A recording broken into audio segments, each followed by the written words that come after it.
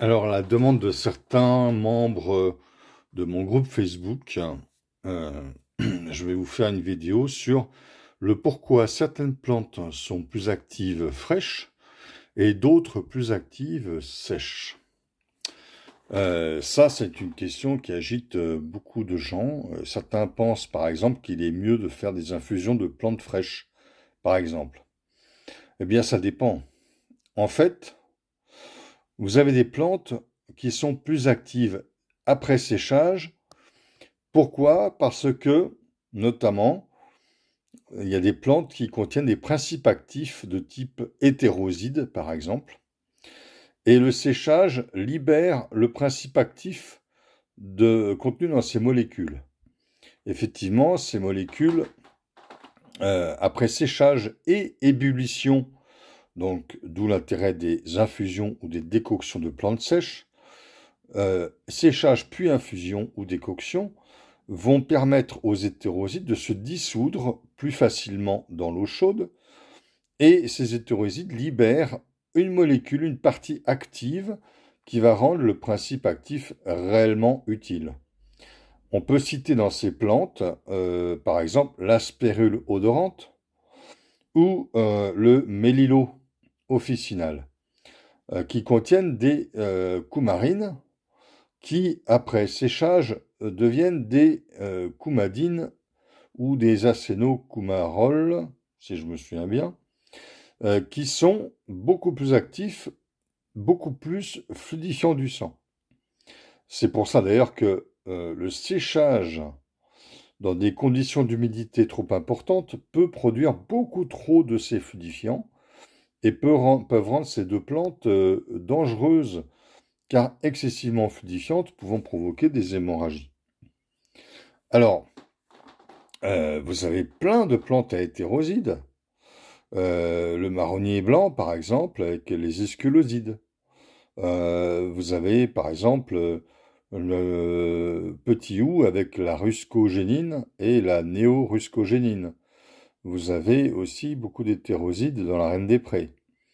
Vous avez beaucoup d'hétérosides encore dans l'arpagophytum, avec les arpagosides, ou dans le ginseng avec les ginsénosides. Parmi ces hétérosides, il y a une catégorie spécifique qui sont les saponosides, qu'on trouve par exemple dans la saponaire. Les saponosides vont être actifs surtout à l'eau chaude. L'eau chaude va, après, quand on froisse les fleurs et les feuilles des saponaires, par exemple, la saponaire officinale, l'eau chaude va donner une eau mousseuse. Donc l'eau chaude, la chaleur, peut activer aussi les hétérosides. Inversement, vous avez des plantes qui ont des principes actifs sensibles au séchage ou à la chaleur. On peut prendre par exemple le cas des plantains avec les aucubosides ou les aucubines. Alors là, c'est un hétéroside, les aucubosides, et l'aucubine est détruite à partir de 70 degrés. Donc le plantain ne sera plus actif si on le sèche et surtout si on le prépare en ébullition, en décoction ou en infusion. Il est préférable de consommer le plantain frais, cru, donc extrait de plantes fraîches par exemple, en hydroalcoolique ou macérat glycériné. Vous avez également d'autres plantes plus actives fraîches que sèches. On peut citer le pissenlit, on peut citer la racine de bardane, on peut citer l'ail des ours. L'ortie, c'est particulier. Une partie de ses principes actifs sont détruits au séchage. On s'en rend bien compte lorsqu'on sèche une ortie. L'ortie pique beaucoup moins, voire plus du tout, par exemple. Et donc, l'ortie, elle va conserver ses qualités au séchage riche en fer et en minéraux, mais elle va perdre ses propriétés drainantes articulaires, par exemple, et drainantes du sang, ainsi que ses propriétés toniques immunitaires. Donc, les plantes, attention, certaines sont actives beaucoup plus fraîches et d'autres plus sèches. Il y a même des plantes qui deviennent plus toxiques quand elles sont séchées, comme la digitale. Euh, et puis inversement, vous avez des plantes qui sont indifféremment actives quand elles sont fraîches ou sèches. Ce sont notamment les plantes à huile essentielle. Alors évidemment, les plantes à huile essentielle seront actives, sèches, si on n'évente pas la plante.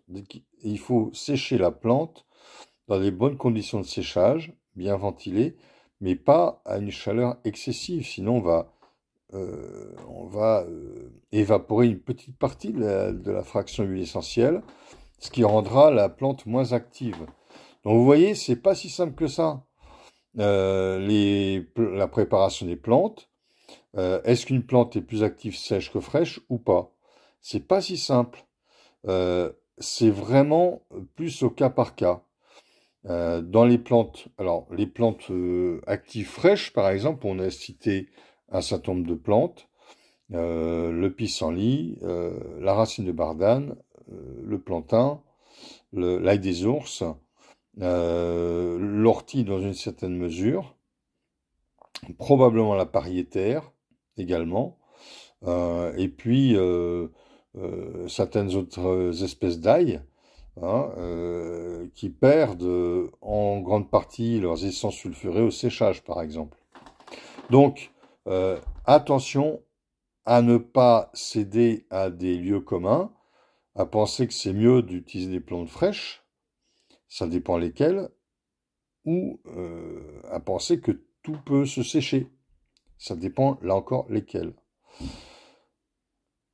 Il vaut mieux, si on veut vraiment maîtriser ça, suivre des formations comme celle que je donne, la formation de cueilleur par exemple, ou des formations de naturopathie, de phytothérapie, qui vont vous donner des renseignements précis à ce sujet-là.